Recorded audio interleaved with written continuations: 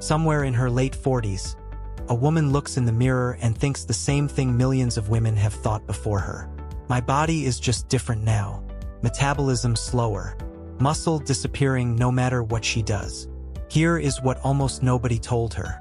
A landmark 2026 review just confirmed that women gain strength at essentially the same rate before and after menopause, and there is a very specific, very fixable reason so many people over 40 feel like their training stopped working.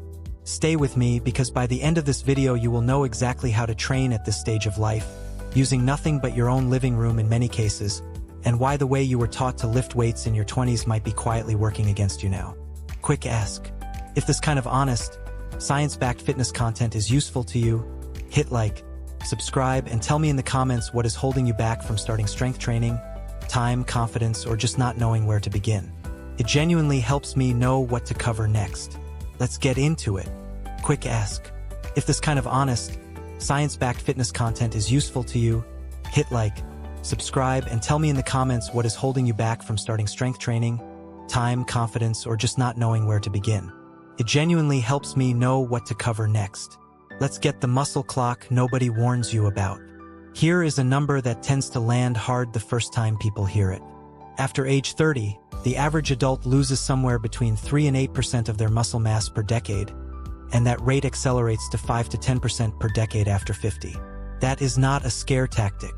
That is simply how human muscle behaves without a specific kind of signal telling it to stick around. For women specifically, there is an added layer. Research has found that women in late perimenopause carry roughly 10% less muscle mass in their arms and legs compared to women still in early perimenopause, largely tied to the accelerating decline of estrogen, which plays a direct role in muscle protein synthesis, the process your body uses to repair and rebuild muscle tissue after you challenge it. Picture what that actually feels like day to day.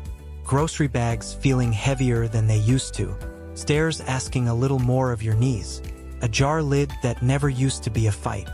That is not simply getting older in some vague, unavoidable way. Multiple studies now link reduced muscle mass in women in this life stage to a fall risk more than double that of women with preserved muscle, and a meaningfully higher fracture risk too. This is not framed here as a scare story. It is the actual mechanism behind why this topic matters far beyond how your arms look in a t-shirt. But here is where the story turns, and this is the part that should genuinely surprise you. Into it.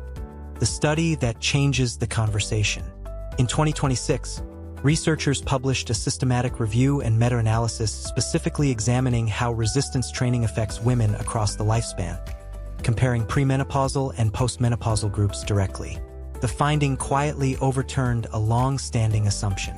Resistance training produced significant, comparable strength and body composition improvements in both premenopausal and postmenopausal women, with no meaningful difference between the groups. Read that again. Your hormonal stage does not appear to determine whether your body can respond to strength training. It responds, consistently, meaningfully, at every stage tested. That does not mean nothing changes with menopause, and this is the nuance worth sitting with rather than skipping past.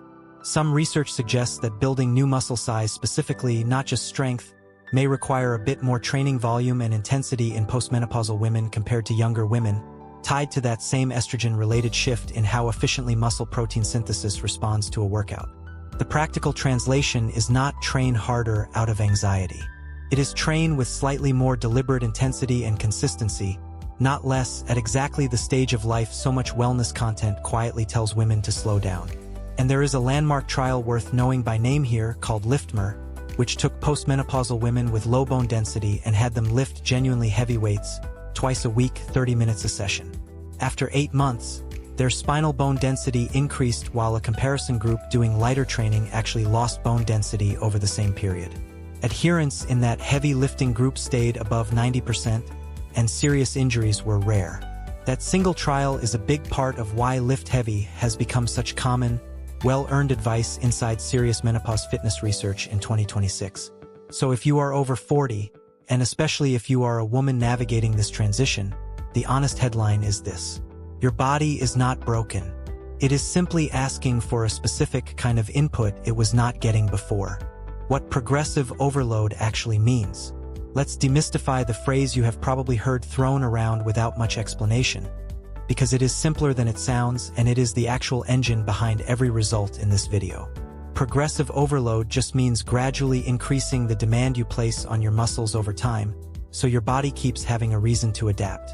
If you do the exact same workout, same weight, same reps, forever, your body has no incentive to keep changing. It has already adapted to that specific challenge. Growth and strength happen in the gap between what your body can currently do and what you are asking it to do.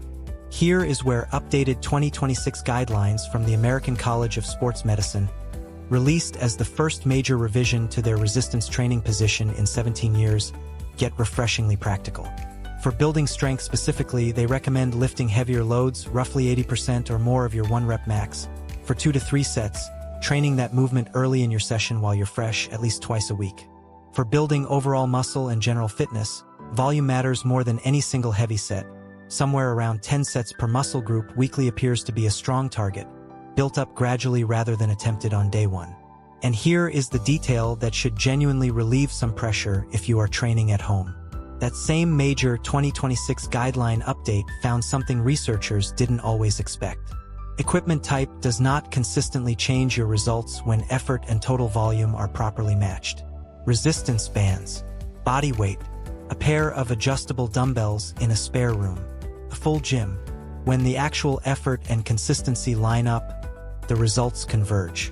The story that you need a gym membership and a rack of heavy plates to build real strength is, according to current evidence, simply not accurate.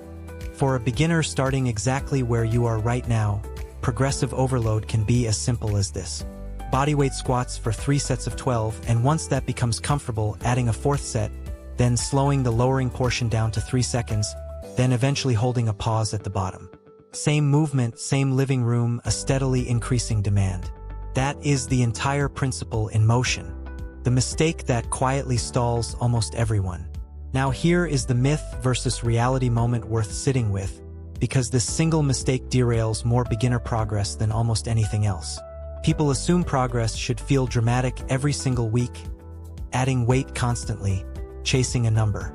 In reality, current coaching research recommends beginners add small, steady increments, roughly the smallest weight increase available, or simply 1 additional rep, and expect to genuinely progress almost every session in the first year, since the beginner nervous system is still learning efficient movement patterns, not just building tissue. Here is the part that surprises people. A stall of 2 to 3 weeks is considered completely normal, not a sign that something is broken. When progress genuinely stops for longer than that, the research points toward checking a short list before assuming your program has failed. Are you sleeping enough? Are you eating sufficient protein? Have you actually pushed close enough to genuine effort on your working sets, rather than stopping comfortably early? That last one catches more beginners than any other because holding back out of caution feels safe, but it also means the muscle rarely receives a strong enough signal to bother adapting. For anyone over 40 or managing a joint concern, an existing injury, or a chronic condition, this is general fitness information, not personalized medical advice, and checking with a doctor or a qualified trainer before significantly increasing training intensity is a genuinely reasonable step, not an overreaction. Bringing it all together. So here is where all of this lands, once the noise gets stripped away. Muscle loss with age is real, and it accelerates further for women through the menopause transition, largely tied to hormonal shifts affecting how your body rebuilds tissue. But resistance training reliably works at every one of these stages. Current research shows comparable, meaningful gains whether you are 25 or 65, premenopausal, or well past it. The tool that makes this happen is progressive overload, a small, steady, deliberately increasing demand placed on your body, and current 2026 evidence is clear that your living room floor is just as legitimate a place to build that as any gym across town. The real story here is quietly hopeful in a way most fitness content forgets to mention. Your body did not stop listening after 40. It just needed you to keep speaking its language, consistently, a little more each week, patiently enough to let adaptation actually happen. If this changed how you think about starting or restarting, subscribe, because we are going to keep breaking down the fitness advice everyone repeats but almost nobody actually explains properly. I will see you in the next one.